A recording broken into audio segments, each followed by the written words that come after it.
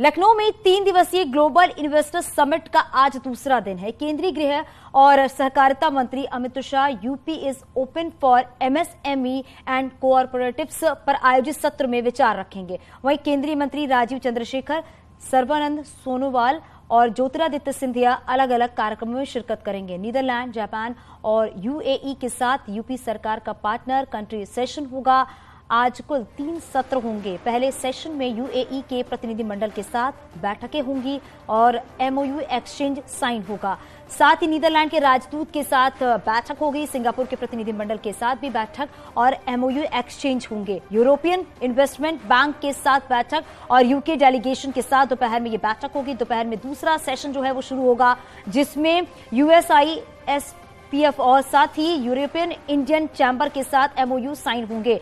उसके बाद तीसरे सेशन में शाम को हिंदुजा ग्रुप के साथ बैठक होगी।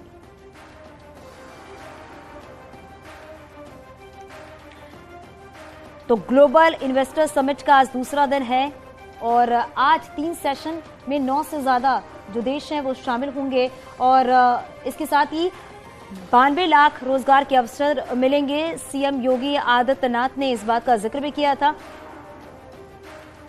और हमारे साथ हमारे सहयोगी अमित हमारे साथ जुड़ गए हैं। अमित, क्या जानकारी मिल पा रही है, क्योंकि कहा जा रहा है कि आज इन्वेस्टर समिट का दूसरा दिन है और आज भी कई केंद्रीय मंत्री शामिल होंगे। आज जो 3 सेशन होने हैं उसके बारे में बताइए।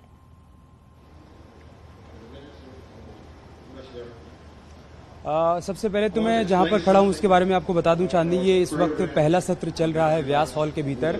नीदरलैंड जो कि पार्टनर कंट्री है इस इन्वेस्टर समिट की, उसका ये सत्र है और इसमें डिप्टी सीएम केशव प्रसाद मौर्य मौजूद हैं। साथ ही नीदरलैंड के राजदूत भी यहाँ पर मौजूद हैं। मैं चाहूंगा कि मंच की तस्वीर भी आप देखिए और केशव प्रसाद मौर्य के ठीक बगल में आप मंत्री अनिल राजभर को देख सकती हैं। मन्नू कोरी भी बैठे हुए हैं। इस सत्र में दरअसल चर्चा इस बात को लेकर की जा रही है चांदनी की, नीदरलैंड किस तरीके से इन्वेस्टर समिट के जरिए उत्तर प्रदेश में आने वाले वर्षों में निवेश करेगा। आपको याद होगा कि डिप्टी सीएम केशव प्रसाद मौर्य ही नीदरलैंड के दौरे पर गए थे। जब तमाम मंत्री अलग अलग विदेश दौरों पर गए थे तब केशव प्रसाद मौर्य नीदरलैंड गए थे और वहां पर एग्रीकल्चर के सेक्टर में भारी निवेश की संभावनाओं को तलाशा था उन्होंने। तकरीबन 2000 करोड़ के एमओयू पर साइन किए गए थे और आज उसी की रूपरेखा तैयार की जा रही कि नीदरलैंड कैसे उत्तर प्रदेश के अलग अलग हिस्सों में एग्रीकल्चर और बाकी सारे सेक्टर्स में निवेश करेगा। आपको याद होगा फिलिप्स कंपनी जो कि नीदरलैंड की है, वो भारत में किस तरीके से लोगों को रोजगार दे रही है, उसका भी जिक्र इस मंच पर हो रहा है।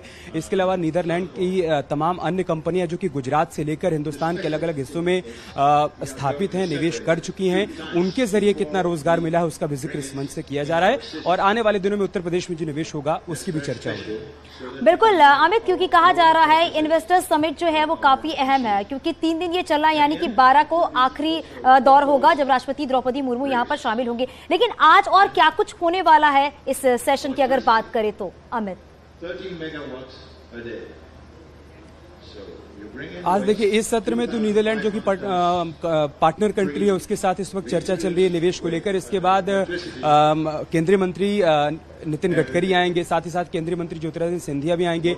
नितिन गडकरी के सत्र में बहुत खास होगा इस बात को देखना चांदनी की बायो एनर्जी के सेक्टर में किस तरीके से निवेश आ सकता है। इसके अलावा जो इलेक्ट्रिक व्हीकल्स की तादाद बढ़ती जा रही है, उसकी डिमांड बढ़ती जा रही है, उसका प्रोडक्शन बढ़ता जा रहा है, उस क्षेत्र में उत्तर प्रदेश में क्या कुछ संभावनाएं हैं उसको लेकर भी चर्चा की जाएगी।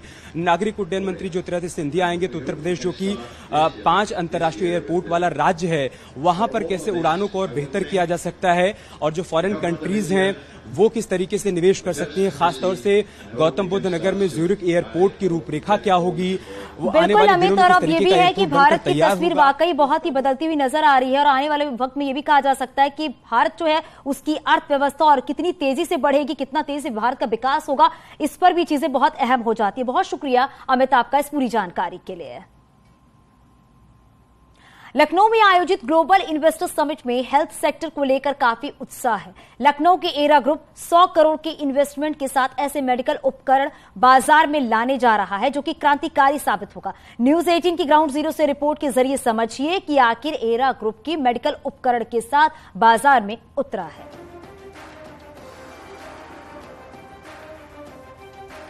न्यूज़ 18 की टीम अब आ गई है एक नए पवेलियन में जिसका नाम है सरस्वती पवेलियन। और साफ तौर से आप देखिए इस पवेलियन में health care, pharma, education, film और मीडिया से जुड़े हुए लोग हैं जो अपने तमाम प्रोडक्ट को डिस्प्ले कर रहे हैं। तो देखें तो इस पे डिस्प्ले के दौरान तमाम नए इक्विपमेंट जो ईजाद किए गए हैं यूनिवर्सिटी की तरफ से वो यहाँ डिस्प्ले में दिखाए जा रहे हैं। तो और तमाम जो इन्वेस्टर्स आएंगे वो इन तमाम चीज़ों को न सिर्फ देखेंगे बल्कि ज़रूरत के हिसाब से ऑर्डर भी करेंगे ताकि हेल्थ केयर ज़्यादा बेहतर हो सके। स्थानीय जो है पूरे स्टॉल के प्रतिनिधि मेरे साथ मौजूद हैं। हरी जी, आइए उनसे बात कर लेते हैं। और सर, जो पूरा आपका ये स्टॉल लगा हुआ है, क्या इसका मकसद है और किस तरह की इक्विपमेंट जो है डिस्प्ले में है? अब मोदी जी का मेक इन इंडिया प्रोग्राम के तहत हम लोगों ने ये अपना इंडिया में ही और अपने लखनऊ उत्तर प्रदेश में ये चीज़ें बनाई है। और कोविड में आपने देखा ही होगा सबसे कम डेथ रेट हमारी थी, उसके क्या रीज़न थे वो हम आपके सम्मुख पेश करते हैं। सबसे पहले देखिए हमने कुछ ये मॉनिटर्स बनाए हैं। इस मॉनिटर को कोविड के बाद हर आदमी हेल्थ कॉन्शियस हो गया है। घर पे आदमी पल्स ऑक्सीमीटर और बीपी इंस्ट्रूमेंट रखने लग गया। तो हमने इस तरह के एक छोटे मोबाइल बेस्ड ईसीजी मशीन और मॉनिटर बनाए हैं। कोविड के दौरान आपने देखा ना ऑक्सीजन की कितनी कमी हो रही थी, ऑक्सीजन का कितना लॉस हो रहा था।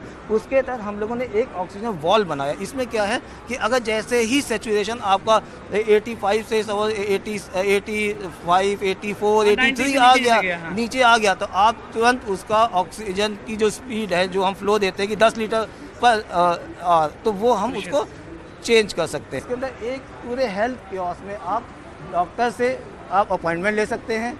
यहाँ सीधे आपके उस पर डॉक्टर से आप अपॉइंटमेंट ले सकते हैं। यहाँ पे कंसल्टेंट डॉक्टर, इसमें आप सिम्टम के आधार पे भी डॉक्टर से कंसल्ट करेंगे। आपको मालूम है काफ में पेन है, तो अब आपको ये नहीं मालूम है काफ में पेन, तो हम न्यूरोलॉजिस्ट को दिखाएं, ऑर्थोपेडिस्ट को दिखाएं या किसको दिखाएं। तो उसमें आप यहाँ से जाएंगे तो तमाम चीज़ें इसमें पूरी बॉडी बन के आएगी और जो भी आपको देखना वहाँ क्लिक करेंगे तो आपको पूरी डिटेल आ जाएगी। 2020 में जो शिक्षा नीति आई है स्किल बेस्ड लर्निंग, तो अब आज अगर मैनिकिन मार्केट में देखने जाइए करोड़ों रुपए की मैनिकिन आ रही है जिसको खरीदना हर इंस्टीट्यूशन के लिए बहुत ही कठिन है। तो हमने क्या कि इसको सस्ता ऐसा बनाया कि ये हम औरों को आसानी से दे सके और अपने यहाँ हम इस्तेमाल कर रहे हैं।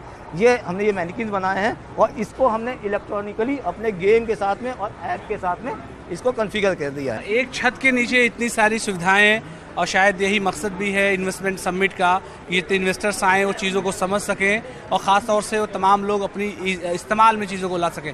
हेल्थ केयर बहुत ही टफ क्योंकि इंडस्ट्री है, क्योंकि इंसानों की जान ही सबसे ज़्यादा इंपॉर्टेंट है, उसको बचाना सबसे ज़्यादा ख़ास मकसद है। तो ऐसे में जो पूरा का पूरा सरस्वती ट्रेड शो के अंडर में तमाम चीज़ें डिस्प्ले हो रही हैं, बेशक तमाम लोग आ रहे हैं, उनको न सिर्फ अपनी तरफ खींचेगी बल्कि कम पैसे में कैसे लोगों का इलाज हो सके इस बात की भी सीख देगी।